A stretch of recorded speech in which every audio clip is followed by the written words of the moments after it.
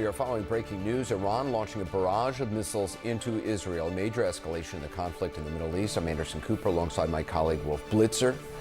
We've witnessed missiles intercepted across Israel a short time ago as air raid sirens went off on the ground below. The Israeli military now confirms some of those missiles made a direct impact in central and southern Israel. It's estimated Iran launched nearly 200 projectiles.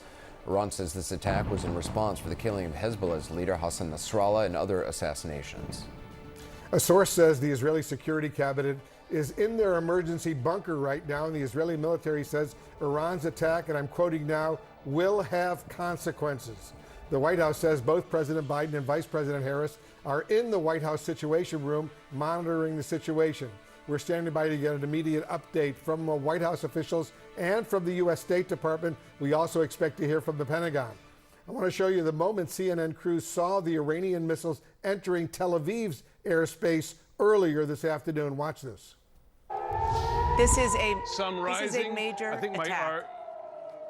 Jim Sciutto, this is obviously it's a major attack. There's no question. What you are seeing, what we are all seeing Listen, with our own eyes, is a major attack from Iran. It's a major attack, Dana, and it's an escalation. It's an escalation of this war beyond what we saw. I think potentially beyond what we saw in April when Iran launched dozens of missiles and drones. This attack, according to U.S. intelligence, principally or perhaps entirely ballistic missiles, which are the fastest by far and the most dangerous. تعال شوفها من هون تعال شوفها من هون ماما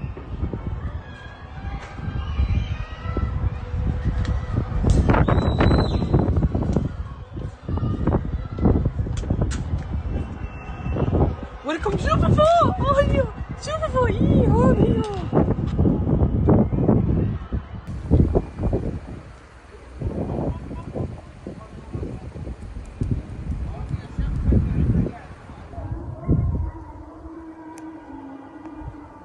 Holy sh**.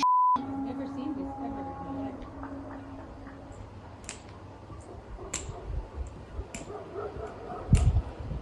What the heck?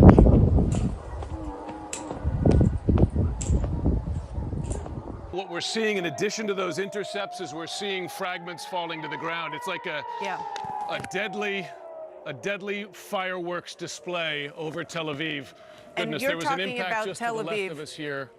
And you're talking about Tel Aviv, Jim. We are looking at pictures right now. We are looking at pictures of Tel Aviv, what you're describing. Oh, Jesus. Oh, God. Okay, guys, we got to get off the roof. These are coming down right next to us here. Please do, Jim. Please do. They're coming down. One just about. We got to go inside. So that was roughly an hour and a half ago. I want to go back to Jim Sciutto, who is still in Tel Aviv, back on the roof. He sought cover at a certain point about an hour or so ago. Jim, just talk about first of all, how are things right now? And talk a little bit about the video that we just saw, what we were looking at.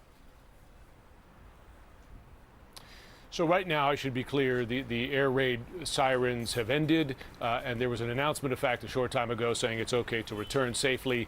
And as I understand it, even Iranian officials have said that this attack, from their perspective, is over. But let me describe as this was happening. And to be clear, it's our whole team here, and you know well, Anderson, that there's a lot of folks that go into getting images like that on the air.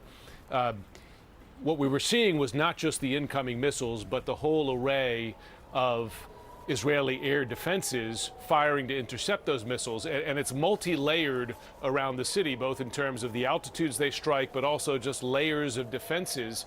And as it struck me as I was watching it, is that they were coming to a meeting point in the sky just above us, just to the east of us here, but also increasingly above our heads, so that we could see the missile fragments, as you're seeing there, coming down, or perhaps the intercepted missiles, once they'd completed their mission, perhaps struck a target, coming down. And the one you just saw right there on the screen, because I believe that's the top of our hotel there with the blue light, came just to the right of us.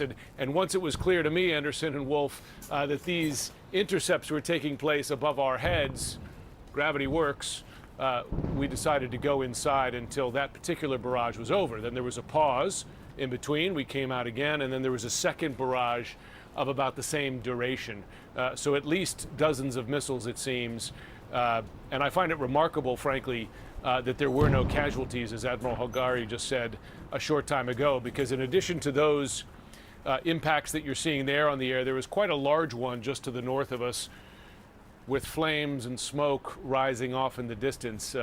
So I think that folks were listening to those air raid signals. Thankfully, they were going into shelters. They have a lot of experience with that here, and there was probably some good fortune involved that prevented there being casualties. I should note, though, we mentioned this earlier, there were casualties tonight in Tel Aviv, 8 people killed at a light rail station, a shooting at a light rail station just before those missiles started falling, and Israeli authorities say they're investigating that as a potential terrorist attack. I want to go now to our Ben Wiedemann, who's standing by in Beirut. Ben, explain what you heard from your vantage point in Beirut as these strikes were going on in Israel. What we saw, Anderson, was fireworks over the southern suburbs of Beirut, an area where Hezbollah has many supporters. We also heard celebratory gunfire. And I'm watching, as I'm speaking to you, Hezbollah's TV station, El Manar, is running loops of incoming missiles hitting Israel. So clearly there is, among those supporters of Hezbollah, there is a certain amount of satisfaction seeing this happen, keeping in mind that 2 weeks ago with the pager attacks, the walkie-talkie attacks, and since over the last 8 days, punishing Israeli airstrikes, and of course last Friday the assassination of Hassan Nasrallah, the leader of Hezbollah. Certainly Hezbollah has taken just one body blow after another. So clearly there are certain elements within Lebanese society that are taking satisfaction at what is going on at the moment. Not necessarily the broader population in Lebanon, many of whom have just been sitting watching television with a certain amount of dread, certainly over the last 24 hours, as we've seen Israel start limited ground operations so far into the south. But certainly this additional development of these extensive Iranian missile strikes on Israel certainly raises the level of concern to heights we haven't seen yet. Anderson? Let me pick it up. It's Wolf.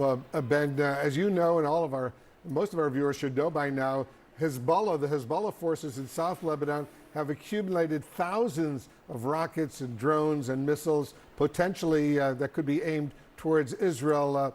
I haven't seen a huge, they've been doing it a lot. They started October 8th, the day after October 7th. They began Hezbollah launching some of these rockets and missiles towards Israel. But given their capabilities, and the assumption by U.S. intelligence, Israeli intelligence, was that Hezbollah always had a major threat, potential threat to Israel. Why haven't the Hezbollah forces in South Lebanon launched more of these projectiles towards Israel? It's important to note, Wolf, that the projectiles they launch from southern Israel tend to be short range, focused on Israeli military positions along the border. They have longer range missiles that we do not believe they keep in that area where, as we've seen, there's a high probability of an Israeli ground incursion. Those are kept further north, away from the Israelis. Why haven't they used them so far? That's a question many people here are asking. It probably has something to do with the fact that what we've seen going back to July 30th is the gradual and increasingly rapid elimination of many of the senior commanders of Hezbollah. And of course, Hassan Nasrallah last Friday. Now, yesterday we did hear from one of the senior deputy of Nasrallah, Naim Qasim, who said in a television broadcast that despite these blows, Hezbollah has not collapsed, that they still are able to function. Now, the question is the fact that they haven't fired some of their longer, heavier weaponry, is it because of the elimination of the military command, or is it because they're holding it in reserve in the event there is a full-on invasion of southern Lebanon? And certainly we are getting indications from, for instance, warnings on Twitter from the Arabic spokesman for the Israeli military about telling people essentially to go tens of kilometers north away from southern Lebanon. The indications are there may well be a full-on Israeli invasion of the south, in which case there's a much higher probability that Hezbollah, which already feels crippled and cornered, may unleash its heaviest weapons yet. Wolf? And some of those heaviest weapons potentially could reach not only Haifa in northern Israel, but even Tel Aviv and perhaps even further south in Israel. And the Israelis have always been very, very worried about that possibility. Ben, stay safe over there in Beirut.